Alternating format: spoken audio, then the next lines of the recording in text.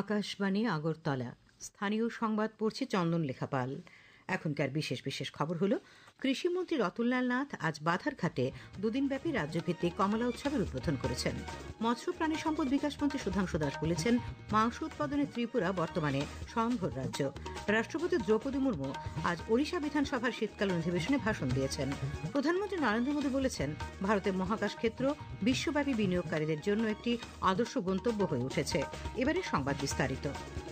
কৃষিমন্ত্রী রতনলাল নাথ আজ বাধারঘাটে কৃষি দপ্তরের প্রজেনি অর্চার্ডে দুদিনব্যাপী রাজ্যভিত্তিক কমলা উৎসবের উদ্বোধন করেন। অনুষ্ঠানে তিনি বলেন, বর্তমানে রাজ্যে কমলার উৎপাদন বাড়ছে, তাই নতুন করে কমলা উৎসবের আয়োজন করা হচ্ছে। রাজ্যে বর্তমানে কুইন প্রজাতির আনারস, গন্ধরাজ লেবু, কমলা, কাঁঠাল, লিচু প্রভৃতি ফল উৎপাদিত হচ্ছে। এসব ফলের চাহিদা দেশে বিদেশেও বাড়ছে। তিনি বলেন, গত বছর পর্যন্ত রাজ্যে ৫,৬২০ হেক্টর জমিতে কমলা চাষ করা হচ্ছে। উৎপাদন বেড়ে হয়েছে প্রায় ২৫,৩২৮ মেট্রিক টন। বর্তমানে বড়মোড়া, ১৮মোড়া, শাখান পাহাড়ে কমলার চাষ হচ্ছে। জম্পুই পাহাড়েও নতুন করে কমলা চাষ বাড়ানোর জন্য উন্নত প্রজাতির কমলা গাছের চারা দেওয়া হচ্ছে। অনুষ্ঠানে বক্তব্য রাখেন বিধায়ক মীনারানী সরকার, সচিব অপূর্ব রায়। এবারের কমলা উৎসবে রাজ্যের ৩২টি কৃষি মহকুমা থেকে ১০০রও বেশি কমলা চাষী অংশ নিয়েছেন। মৎস্য প্রাণী সম্পদ বিকাশ মন্ত্রী সুধাংশু দাস বলেছেন, মাংস উৎপাদনে ত্রিপুরা বর্তমানে স্বয়ংভর একটি রাজ্য। তবে ডিম, দুধ ও মাছ উৎপাদনের স্বয়ংভরতার লক্ষ্য অর্জনে রাজ্য সরকার উদ্যোগ নিয়েছে। ঊনকোটি জেলার ফটিকরিয়া নজরুল কলা কেন্দ্রে মৎস্য প্রাণী সম্পদ বিকাশ ও তপশিলি জাতি কল্যাণ দপ্তরের বিভিন্ন সামগ্রী বিতরণ অনুষ্ঠানে তিনি কথা বলেন। অনুষ্ঠানে বক্তব্য রাখেন ঊনকোটি জেলা পরিষদের সভাধিপতি অমলেন্দু দাস, রাজ্য সরকারের সচিব দীপা ডি নায়ার প্রমুখ। অনুষ্ঠানে সুবিধাভোগীদের মধ্যে মাছ ধরার জাল, বরফের বাক্স, হাঁসের ছানা, গোখাদ্য, প্রাণী পালক সম্মান নিধির মঞ্জুরিপত্র, ছাত্রাবাসের আবাসিকদের জন্য খেলার সামগ্রী ইত্যাদি বিতরণ করা হয়। National commission of scheduled tribes chairperson অন্তর সিং আরিয়া আজ আগরতলা এক সাংবাদিক সম্মেলনে বলেছেন, প্রধানমন্ত্রী নরেন্দ্র মোদী সারা দেশে বসবাসরত জনজাতিদের আর্থসামাজিক মান উন্নয়নে নানা উদ্যোগ গ্রহণ করেছে। এই উদ্যোগসমূহ দেশের জনজাতিদের কাছে যাতে যথাযথভাবে পৌঁছয় তা নজরদারি করার জন্য কেন্দ্রীয় সরকার জাতীয় তপশালী উপজাতি কমিশন গঠন করেছে। কমিশন প্রতিবছর রাষ্ট্রপতির কাছে জনজাতিদের বিষয়ে রিপোর্ট পেশ করে। তিনি বলেন, এই কমিশন গত ২৫শে নভেম্বর থেকে রাজ্যের তপশিলি জনজাতি অধ্যুষিত বিভিন্ন গ্রাম পরিদর্শন করছে। গতকাল সাংসদ, বিধায়ক, এডিসির জনপ্রতিনিধি, জনজাতি গোষ্ঠীর সমাজপতি ও এনজিওর সঙ্গে জনজাতিদের উন্নয়নের বিষয়ে বৈঠক হয়। কমিশন আজ লেফুঙ্গা ব্লক পরিদর্শন করে। পরিদর্শনকালে বহু জনজাতি যুবক যুবতীর সঙ্গে মত বিনিময় হয়েছে। শিন ফাউন্ডেশন ইংলিশ মিডিয়াম স্কুল প্রাঙ্গণের সদস্যরা বৃক্ষরোপণে অংশ নেন। আজ সোনারতরী স্টেট গেস্ট হাউসে জনজাতি কল্যাণের রাজ্যভিত্তিক পর্যালোচনা সভা অনুষ্ঠিত হয়। এই পর্যালোচনা সভায় চেয়ারপারসন ছাড়াও কমিশনের সদস্য নিরুপম চাকমা, সদস্য ডক্টর আশা লাকড়া, মুখ্য সচিব জে কে সিনহা সহ অন্যান্য উচ্চপদস্থ আধিকারিকরা উপস্থিত ছিলেন। পর্যালোচনা সভায় জনজাতিদের উন্নয়নে কেন্দ্রীয় ও রাজ্য সরকারের বিভিন্ন প্রকল্প বাস্তবায়নের বিষয়ে আলোচনা করা হয়। এডিসির প্রাক্তন চেয়ারম্যান প্রবীণ সিপিআইএম নেতা মংসাজাই মগের শেষকৃত্য আজ সাব্রুমের রূপাইছড়ির মংসাজাই মগপাড়ায় সম্পন্ন হয়েছে। তার আগে বিরোধী দলনেতা জিতেন্দ্র চৌধুরী, প্রাক্তন মন্ত্রী রতন ভৌমিক, সিপিআইএম দক্ষিণ জেলার সম্পাদক তাপস দত্ত, প্রাক্তন বিধায়ক প্রভাত চৌধুরী প্রমুখ মংসাজাই মগের মরদেহে পুষ্পার্ঘ দিয়ে শেষ শ্রদ্ধা জানান। উল্লেখ্য, মংসাজাই মগ গতকাল আগরতলায় একটি বেসরকারি হাসপাতালে শেষ নিঃশ্বাস ত্যাগ করেন। মৃত্যুকালে তাঁর বয়স হয়েছিল ৮২ বছর। মেঘালয়ের মুখ্যমন্ত্রী কনরাড সাংমা বলেছেন, ভবিষ্যৎ প্রজন্মের স্বার্থে জনজাতিদের ভাষা ও সংস্কৃতিকে রক্ষা করা জরুরি। আজ আগরতলার বিবেকানন্দ ময়দানে তিপ্রামথা আয়োজিত ওয়ান নর্থ ইস্ট একতা সমাবেশে তিনি কথা বলেন। তিনি বলেন, জনজাতিদের পূর্বপুরুষরা সাহসিকতার সঙ্গে লড়াই করেছেন বলেই বর্তমানে অনেক ক্ষেত্রে উন্নতির পথে জনজাতিরা। ওয়ান নর্থ ইস্টের মূল লক্ষ্য হল জনজাতিদের সবাইকে একই মঞ্চে এনে সম্মিলিতভাবে নিজেদের অধিকার আদায় করা। ওয়ান নর্থ ইস্ট আগামী দিনে উত্তর পূর্বাঞ্চলের উন্নয়ন ও জনজাতিদের সামগ্রিক বিকাশে গুরুত্বপূর্ণ ভূমিকা রাখবে বলে শ্রী সাংমা আশা ব্যক্ত করেন। সমাবেশে তিপ্রামথা দলের প্রধান প্রদ্যোৎ কিশোর দেববর্মা বলেন, ওয়ান নর্থ ইস্ট মঞ্চ আজ জনজাতিদের হাতে একটি শক্তিশালী প্ল্যাটফর্ম। অধিকার আদায়ের লক্ষ্যে ওয়ান নর্থ ইস্ট মঞ্চের মাধ্যমে জনজাতিদের ঐক্যবদ্ধ হওয়ার আহ্বান জানান তিনি। উপস্থিত ছিলেন নাগাল্যান্ডের প্রাক্তন মন্ত্রী এম.এন. হনলুমো কিকন, মণিপুরের নেতা আর.কে. মেঘেন সহ উত্তর পূর্বাঞ্চলের আরও কয়েকজন জনজাতি নেতা। খবর প্রচারিত হচ্ছে আকাশবাণীর আগরতলা কেন্দ্র থেকে। আকাশবাণীর সংবাদের আপডেট পেতে লগ ইন করুন www.newsonair.com এবং নিউজ অন এয়ার অ্যাপ এবং টুইটার ও ফেসবুক প্ল্যাটফর্মে এআইআর নিউজ অ্যালার্টসে।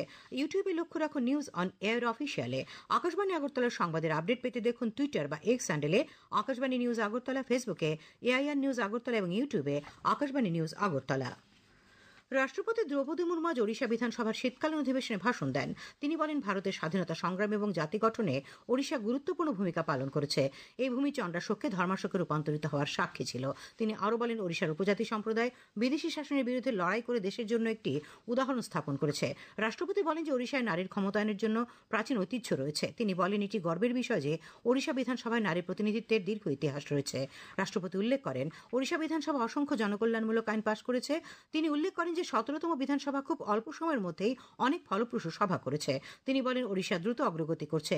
কৃষি, শিক্ষা, স্বাস্থ্য, উপজাতি, অন্যান্য সুবিধাবঞ্চিত গোষ্ঠীর উন্নয়ন, আবাসন, দুর্যোগ ব্যবস্থাপনা ইত্যাদি অনেক ক্ষেত্রে নতুন উদ্যোগ গ্রহণের জন্য তিনি ওড়িশা সরকারের প্রশংসা করেন। রাষ্ট্রপতি বলেন, প্রকৃত ওড়িশাকে সকল প্রকার সম্পদে সমৃদ্ধ করেছে। এই সমস্ত সুবিধা কাজে লাগিয়ে ওড়িশাকে দেশের একটি শীর্ষস্থানীয় রাজ্যে রূপান্তরিত করা সম্ভব। তিনি বলেন, 2036 সালে ওড়িশা গঠনের শতবর্ষ উদযাপন করা হবে। 2036 সালের মধ্যে যদি সকল অংশীদাররা একটি সমৃদ্ধ ওড়িশা গড়ে তোলার জন্য একসাথে কাজ করেন, তাহলে 2047-এর মধ্যে ভারতকে একটি উন্নত জাতি হিসেবে গড়ে তোলা সম্ভব হবে। রাষ্ট্রপতি বলেন, বিধায়করা হলেন জনপ্রতিনিধি। নাগরিকদের প্রত্যাশা পূরণ করা, তাদের স্বপ্ন বাস্তবায়ন করা এবং তাদের মুখে হাসি ফোটানো সকল বিধায়কের কর্তব্য। উল্লেখ্য, এই প্রথম কোন রাষ্ট্রপতি ওড়িশা বিধানসভায় ভাষণ দিলেন। প্রধানমন্ত্রী নরেন্দ্র মোদী বলেছেন যে ভারতের মহাকাশ ক্ষেত্র বিশ্বব্যাপী বিনিয়োগকারীদের জন্য একটি আকর্ষণীয় গন্তব্য হয়ে উঠেছে। ভিডিও কনফারেন্সের মাধ্যমে স্কাই রুটের ইনফিনিটি ক্যাম্পাসের উদ্বোধনী অনুষ্ঠানে শ্রী মোদী উল্লেখ করেন যে সরকার ভারতের মহাকাশ ক্ষেত্রে বেশ কয়েকটি ঐতিহাসিক সংস্কার করেছে। তিনি বলেন, সরকার বেসরকারি উদ্ভাবনের জন্য মহাকাশ ক্ষেত্র উন্মুক্ত করেছে, যার ফলে স্টার্ট আপ এবং শিল্প দেশের বৈজ্ঞানিক বাস্তুতন্ত্রের সঙ্গে ঘনিষ্ঠভাবে কাজ করতে সক্ষম হয়েছে। তিনি উল্লেখ করেন, আগামী বছরগুলিতে বিশ্বব্যাপী মহাকাশ অর্থনীতি বহুগুণ বৃদ্ধি পাবে এবং দেশের তরুণদের জন্য অসাধারণ নতুন সুযোগ উন্মুক্ত করবে।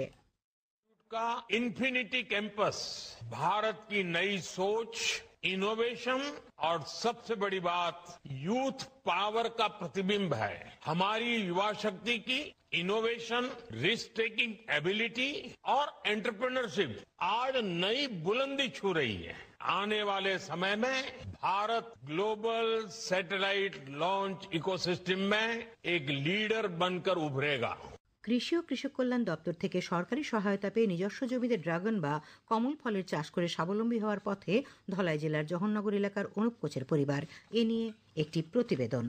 তার পাশাপাশি চাষাবাদের প্রযুক্তিগত সহায়তার জোড়া সুবিধা নিয়ে এগিয়ে এসেছিলেন ধলাই জেলার আমবাসা বিভাগের কৃষি ও কৃষক কল্যাণ দপ্তরের আধিকারিকরা। প্রয়াত বীরেন্দ্র চন্দ্র দাসের পরিবারের আর্থিক সমস্যা সংকুলতার মধ্যে যেন আশার আলোর মতোই ছিল সেই প্রয়াস। খালি পড়ে থাকা নিজস্ব জমিতে গড়ে দেওয়া হল ড্রাগন বা কোমল ফলের বাগান।